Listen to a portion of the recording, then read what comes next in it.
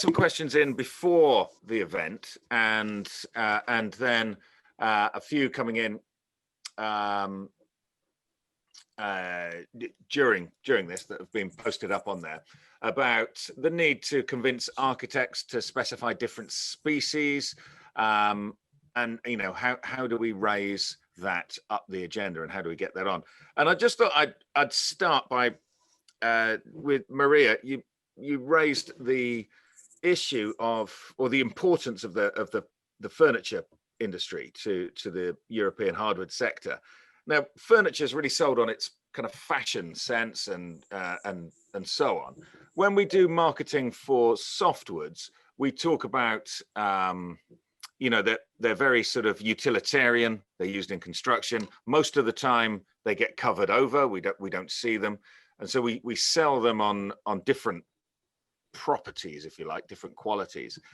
With hardwoods, do you think we need to move away from that and start to move much more into a sort of a fashion style marketing with this, pushing a sustainability and fashion message? Could be, of course.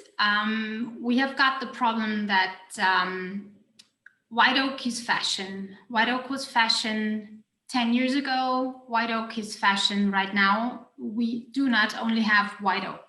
Yeah. So we need to give the full picture of the European species. We need to show what other species can do as well. And yes, you're right. You lace some softwood and have got a different fashionable furniture. You can do that with other species as well, just like beech. And this is what our consumers do in other markets. They use beech, they use ash, they use different species of oak, not only white oak. So yes, give us a touch of fashion to other species. The crucial thing is we try to do that since a couple of years, and we did not find so far the key message to give. So this is the crucial thing we need to find out, and maybe one of the persons in the audience has got the question or the answer to that, how we can do that. So yeah, that's the crucial point. Yeah. And we see, I don't want to put you on the spot here, but we see a big marketing promotion push from AHEC each year, or in cycles there. And is it more difficult to do from an EOS point of view because everybody wants to do it on a national scale rather than a European scale? And should we attempt to do it on a European scale to bring this up at the agenda? Yeah, we should do that. I do not want to say that each country wants to do its own thing, but we have, for example, in Austria, we've got a big organization. Every country or every company has to pay a certain amount into an organization that is responsible for marketing of lumber, for marketing of the usage of lumber. If you do not have that in a country, you do not have the money for it. And yes, you need money to make marketing. This is everywhere the same. We have the other problem that Austria, Germany, Romania, France, everybody has got different quality descriptions. Everybody has got different pricing. Everybody has got different ways of classifying. We're not so comparable as AHEC has managed to make the hardwood industry. So this is a huge thing that we need to work on, but it would be a masterpiece to reach that. So we need to maybe focus focus on a higher level, meaning we've got beech, we've got oak, we've got ash. People, look, we have it and use it, and do not go too much into grading or whatever, because then we do not have the strength forces. So this is what we try to push now on the EOS level with the great help of the Secretariat, that we try to come up with a certain movement to make an easy tool for people to see hardwood, what we have. Yeah, That's interesting, so that people can actually see what's available and then make their choices based on that. What does the US hardwood industry expect from a Biden-Harris presidency? You're going to do that. Assuming the guy in the White House actually moves out. Yeah. As I say, that's unfortunately that's not a given right now. But I don't know. I think for me, looking at this whole election cycle, there were a lot of things that I found very disturbing, but one of the things I found the most disturbing was really the complete lack of any type of discussion from either candidate on global trade. Yeah. Everything was focused on domestic, on cultural wars. I worry that where there was talk about trade, it was all about getting tough on China. And I worry that, an incoming Biden-Harris administration is going to sort of be backed into a corner and have to be seen to be, tough with China. So I think I'm a little bit worried about that. Although I do believe that, judging by the people that the president-elect seems to be surrounding himself with, I think we do have more of the kind of traditional trade economists around him, less of the Peter Navarro types, tariffs are good and tariff wars are easy to win. I think that whole idea has really been discredited. So I don't see tariffs necessarily being, the number one tool that's going to be used by an incoming Biden administration. So from that perspective, I am optimistic that things will at least move in the right direction. But I'm under no illusion that things are going to magically get better simply with a change in administration. I'm just there's a couple of other questions coming in. There's another one for you there, Maria. We'll come back to the issue of marketing and specification, but somebody's asked, do we have any information about production in Croatia and Hungary and how they were affected by the pandemic? Well, we know that Croatia and Hungary, they're both not in US countries or in US organizations, so I do not have the actual numbers. But both countries, Croatia, for example, they're very, very strong in beech and oak. Hungary is strong in beech and oak. They're affected, of course, by the lower demand of the Middle East, but in oak supplies, strong as they were before. Okay, thank you. I'm just going to jump back, Mike, on the marketing side. We've just been talking about that, and I do think that the hardwood sector, in a way, gets neglected in the UK, in other countries in Europe, in terms of the education and promotion that we put out there. Do you do the same level of product education and marketing within the US as you do outside for export? I realize your job is for exports, but is there the same program? No, there's not, and that's been one of the hot topics among the industry for the last several years.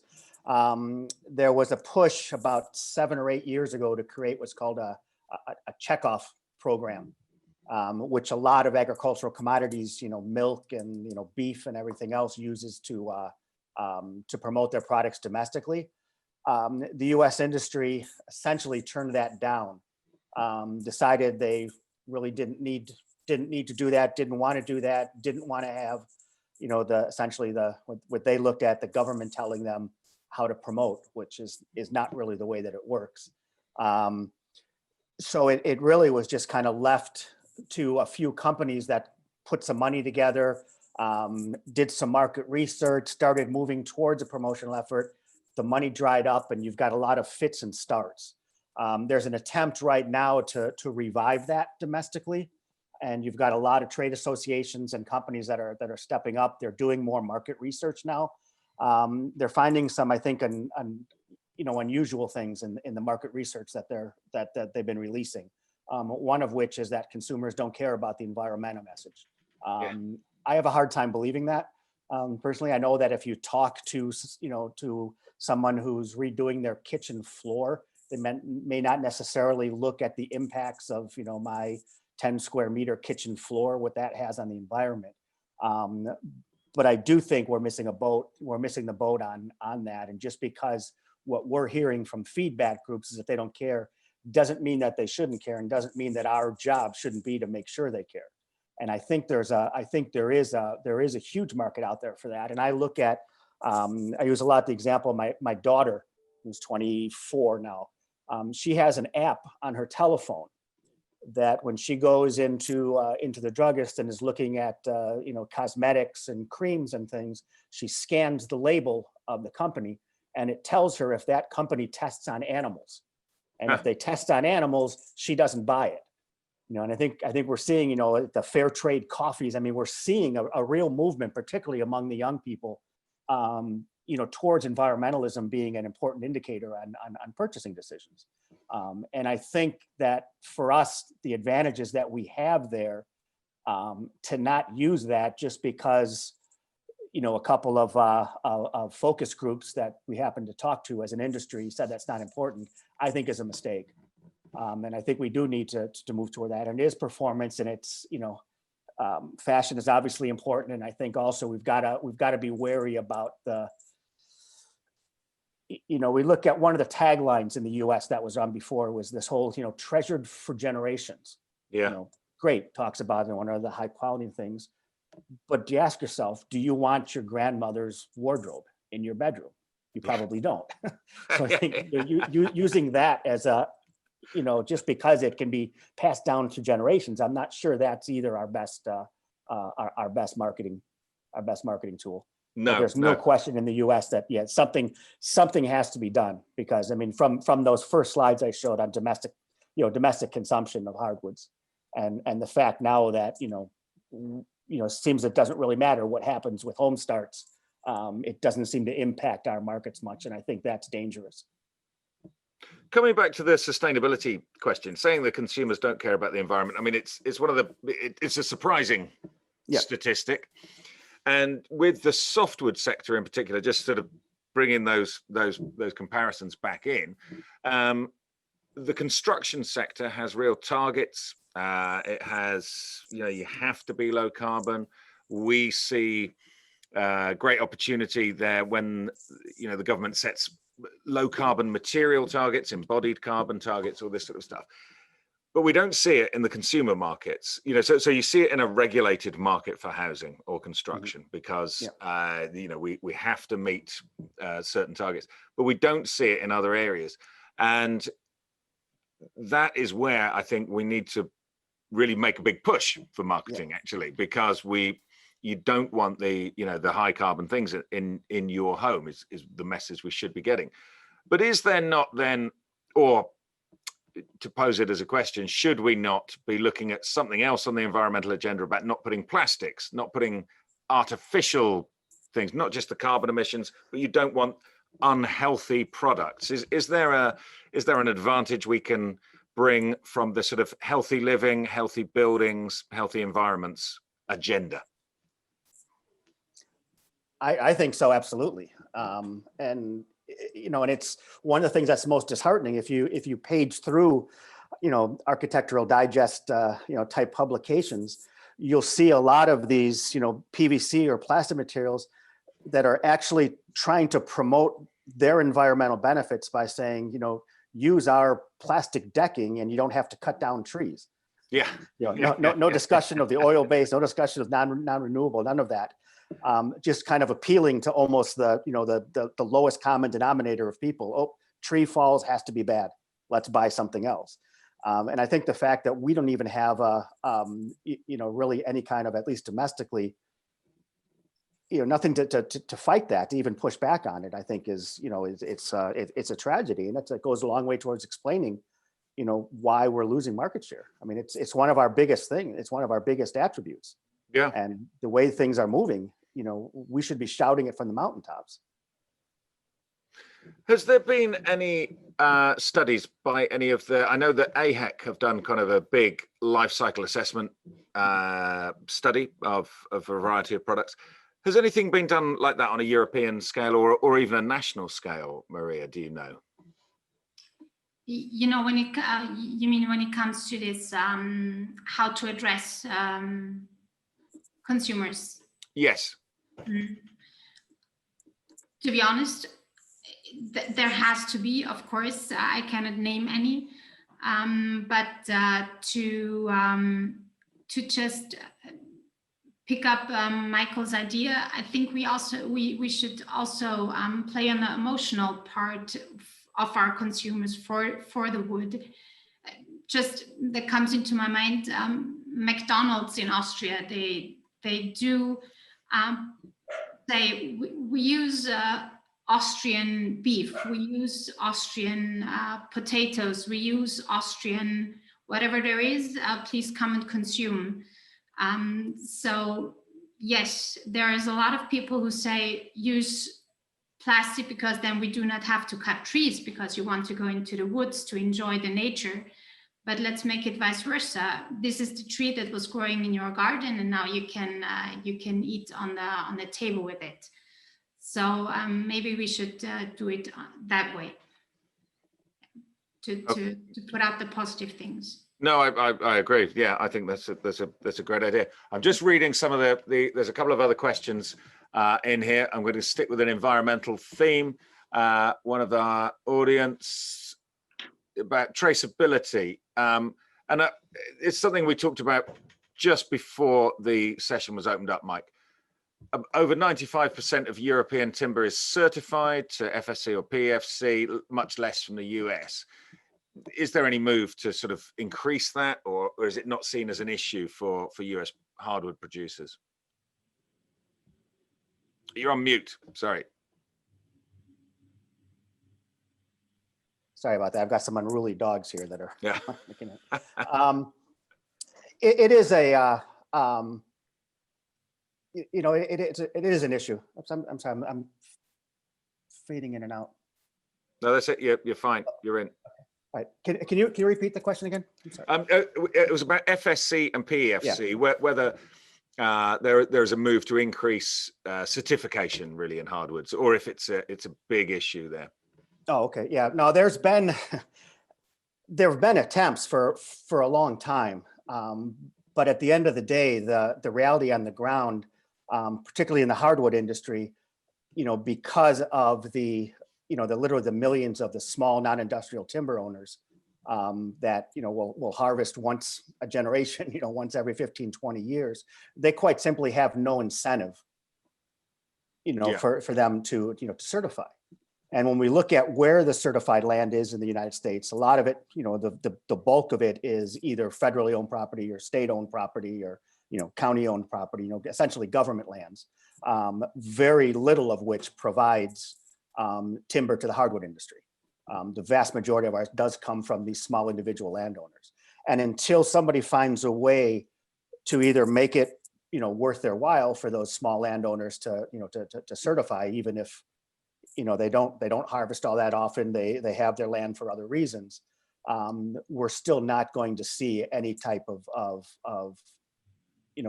major volume of certified timber coming off the US. And that's why a lot of our focus has been, what are some other ways to show on whether it's national or state levels, the low risk for illegality. I mean, we have the benefit that we do have the Forest Service and their FIA data that's updated every other year. We have significant data that nobody really questions, that we've done, research into, the Seneca Creek on risk of illegal timber. So we know what our growth to removal ratios are. We know what our standing timber is. We know that it's increasing. We know that that the risk of illegal harvesting is low.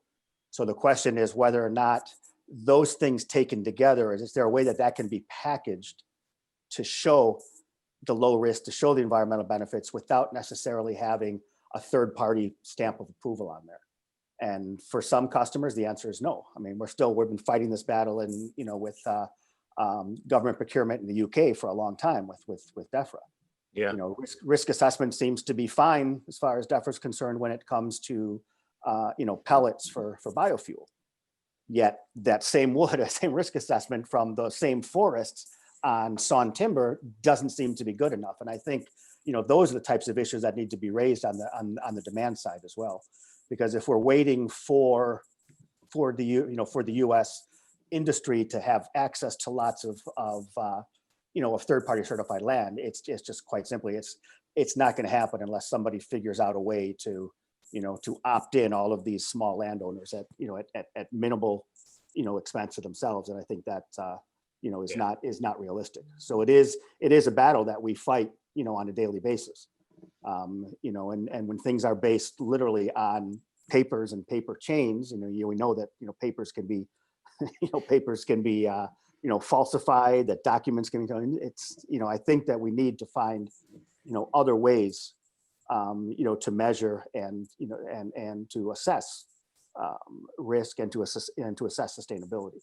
Yeah, absolutely. I think I think we're seeing that already, particularly with a lot of tropical countries. The idea of with certification, one size fits all, it doesn't. So there's I don't think anybody has an objection to sort of third-party verification, but it's they need to adapt to the situations that they find themselves in. So okay, just I'm gonna jump around some of the questions here now that are coming through. Sticking with you, Mike. White oak, the favorite topic. The question is, can we talk about when the production of white oak is going to match demand, as prices are going to blow a lot of people out of the market if it keeps rising? Yeah. Again, I get very nervous when I'm asked questions about pricing and price levels because of our antitrust regulations with associations here in the U.S. Yeah, I mean, I think we're going to be seeing. I think if demand does pick up, we will see supply follow. The one thing that our industry's always been good at is taking an upward trend and then ruining it by overproducing on that upward trend. So I think I think we will see it recover. It's just we're in the situation right now between whether it's finding people to work with COVID restrictions here. I mean, there's an awful lot. An awful lot of things that are being thrown into the gears here that are that I think are disrupting production as well.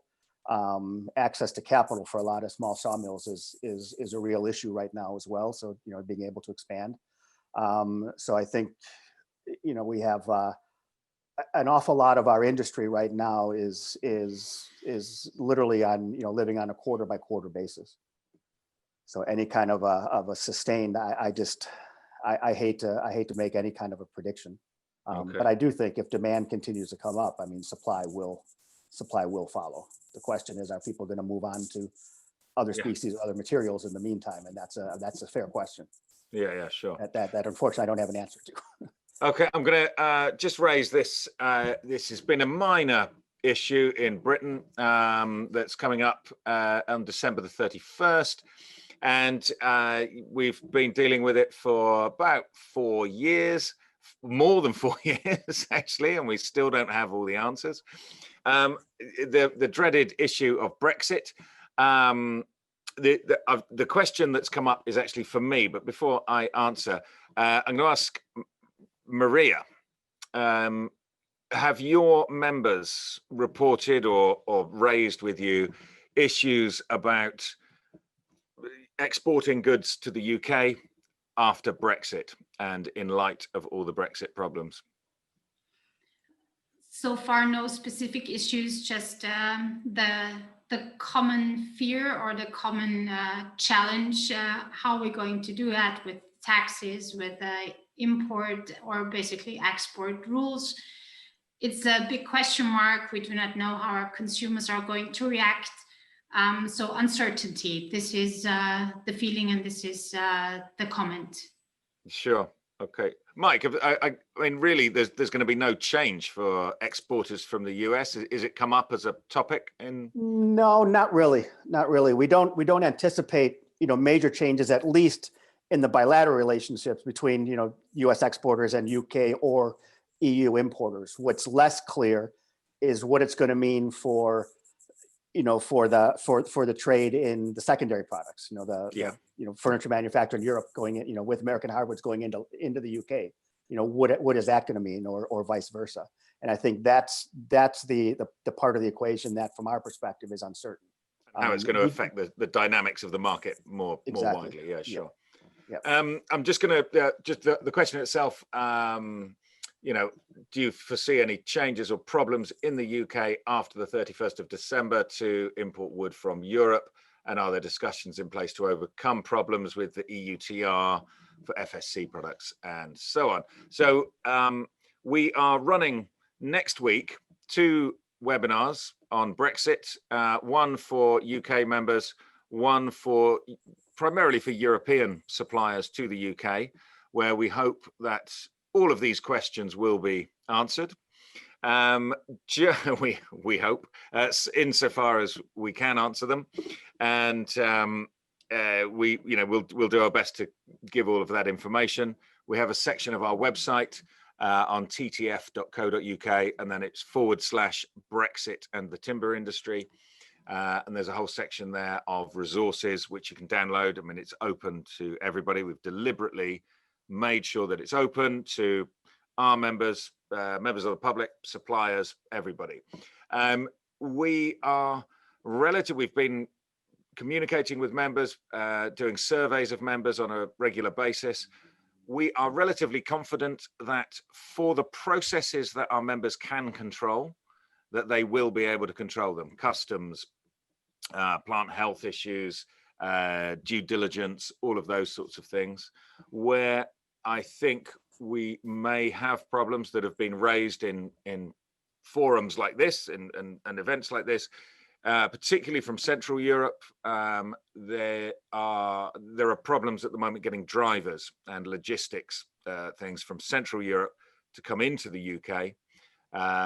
If you pay, a fixed price for somebody to drive from Central Europe to do a delivery of beech or whatever from Austria or Germany, that driver does not want to get stuck in a lorry queue in Kent for 3 to 5 days. And the government's been very good at promoting the fact that there could be queues of up to a week for lorry drivers, which is, I suppose it's honest, but it doesn't encourage anybody to want to drive to the UK and deliver any products, not just timber, but anything at all, because they're worried about being stuck in traffic and not getting paid. So those are the sorts of issues that we foresee. Just to answer this question specifically about the European timber regulation, we have now transposed that into UK law, and it's called the UK Timber Regulation. And by and large, it is exactly the same. However, it adds a layer of complication for UK timber importers, insofar as that previously we could treat Europe as one place. So if you were importing from Europe, there was minimal due diligence. You were counted as a trader under the European Timber Regulation, and things could move freely within the single market. However, now that we are outside of that, or we will be outside, UK timber importers will have to do due diligence on every single import from Europe, and that will, that may cause problems, and we would no longer be able to just say, just write off the fact that we've bought this from Europe, from any country. There would be different risk profiles depending on where you've bought things and so on. So that is the complication that our members face. We're fairly confident that our members are good enough to do this. They've already been doing it. We're not overly worried. But if you do want to learn more, if you want to learn more about Brexit and what it means for European suppliers, we have a webinar next week, and you can see all of the details on our website. I'm just going to go back to some of the key issues that have come up on marketing. We've obviously seen, Maria, you quoted roughly 20% down overall from the hardwood sector. And Mike, I haven't got the figures in front of me, but you've seen similar declines across the board when you take them in aggregate. Do you think then we need, in the UK and elsewhere, to start a much bigger hardwood promotion campaign based on knowing what species to use, where it goes, and the sustainability criteria of that? Well, I believe that the 20% decrease now is, I would say 90% driven by the COVID pandemic and nothing else, hopefully. So we adapted production towards our sales. But we have to get now to take the chance now to, how to say, to catch this feeling that people want to buy local. We saw now what a global crisis can bring to all of us, so we can catch it. And yes, we need to focus on that. Anything to add to that, Mike? No, I would say it. You know, in the case of the U.S., I mean, I would say it's probably not quite the same. I think that the you know, we've seen the decline since well before you know, COVID became a major issue. And if you look at, you know, what's been driving you know, softwoods in the States, for example, even throughout the COVID, you know, I've got friends that are trying to build a deck out back, and they're having to wait 3 weeks to find the timber. So I mean, the COVID itself, actually, for a lot of, you know, DIY stores and things, it's leading to a, you know, to a splurge. You know, and if you look at, you know, sales of, you know, people that are, you know, renovating homes and putting in new flooring and so forth, particularly the later stages now of the COVID, I would say, if anything, are driving more of that. You know, people are stuck inside their houses and, you know, trying to figure out when they decided to use that paint color on the wall, for example. Yeah. You know, and making changes. Yet we're not, you know, we're not seeing that. You know, the vinyl flooring guys are seeing, you know, tremendous sales right now. So I think it's in the case of the U.S., it's too simplistic to just say, well, you know, economic, you know, the economic downturn driven by COVID is, you know, is causing these declines. I think it goes much deeper than that, and I think it predates COVID. And I think COVID, if anything, is, you know, is a wake-up call that you know, if we just keep continuing the same way we're going, it's going to be a very tough slog for our industry. Okay. Just to add something, I agree, Michael, that it's not only the COVID that put up this decrease. DIY sector, yes, there was also increasing the consumption in Austria or in the US countries. We do have there the softwood. We do have also for the deckings. We do have the VPC or WPC, and then we have got all the other softwood species that had a high rise. And people are just afraid to use hardwood lumber. No carpenter here in our region, they use solid wood lumber anymore. They use panels and veneers, and then they make their kitchens, whatever they do. They're afraid of using hardwood lumber, and so is every consumer when it comes to flooring. They want to have their click. They do not want to have tang and groove anymore. They want to make it easy installing, which is okay, which is understandable, but which shows the lack of or the big gap of education that we are not doing. We're not doing our product education right. Sorry, we're not doing it right. So this is the key point.